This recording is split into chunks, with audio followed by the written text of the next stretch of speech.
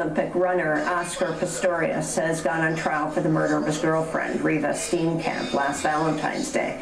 Pistorius pleaded not guilty earlier today at his trial, which is being broadcast on its own TV channel. He says he mistook his girlfriend for an intruder. The 86th Annual Academy Awards were presented Sunday night in Los Angeles. 12 Years a Slave, about a free black man kidnapped and sold into slavery, won for Best Picture, marking the first time the top honor has gone to a film by a black director, Steve McQueen. Lupita Nyong'o, who plays the enslaved woman Patsy in the film, won Best Supporting Actress, becoming the first the first Kenyan to win an Oscar. Oh, excuse me. Did you say free smartphones? Yeah. So much joy in my life is thanks to so much pain in someone else's.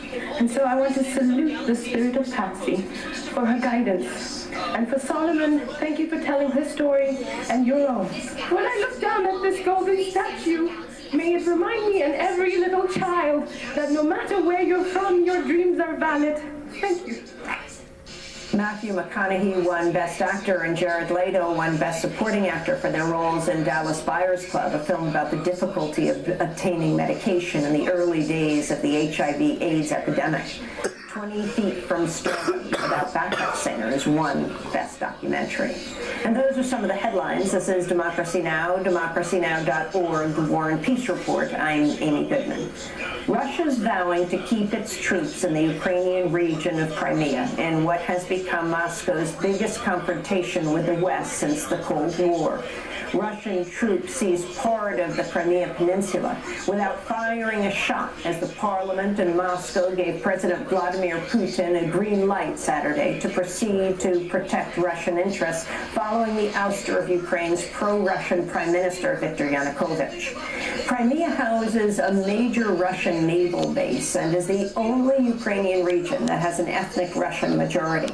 It was a Russian territory until it was transferred to Ukraine in 1954 during the Soviet era.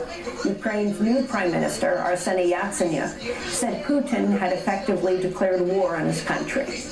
This is the red alert. This is not the threat. This is actually the declaration of war to my country. And we urge President Putin to pull back his military and to stick to the international obligations and bilateral and multilateral agreements that were signed between Ukraine and Russia. Earlier today, Russian troops seized a Ukraine Coast Guard base in the Crimean city of Balaclava. On Sunday, the new head of Ukraine's Navy defected to Russia. Concern is growing that more of eastern Ukraine could soon fall to the Russians. Putin sent troops into Crimea in defiance of President Obama, who addressed the crisis Friday.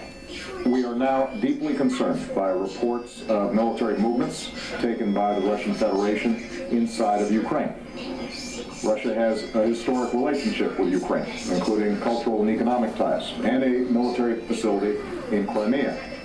But any violation of Ukraine's sovereignty and territorial integrity would be deeply destabilizing, which is not in the interest of Ukraine, Russia, or Europe.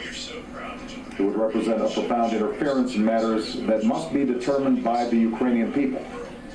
It would be a clear violation of Russia's commitment to respect the independence and sovereignty and borders of Ukraine and of international law. The Obama administration still debating how to respond to the Russian troop movement. In an initial step, the United States and other G7 nations said they're suspending preparations for this year's G8 summit in Russia, due to take place in Sochi in June. Secretary of State John Kerry said the U.S. is considering placing sanctions on Russia and kicking Russia out of the G8. Ukraine's envoy to the United Nations said Kiev may ask for international military support if Russia's military action expands. To talk more about the crisis in Ukraine, we're joined by two guests. Timothy Snyder is back with us, professor of history at Yale University, author of Bloodlines, Europe Between Hitler and Stalin. His latest piece for the New York Review of Books is titled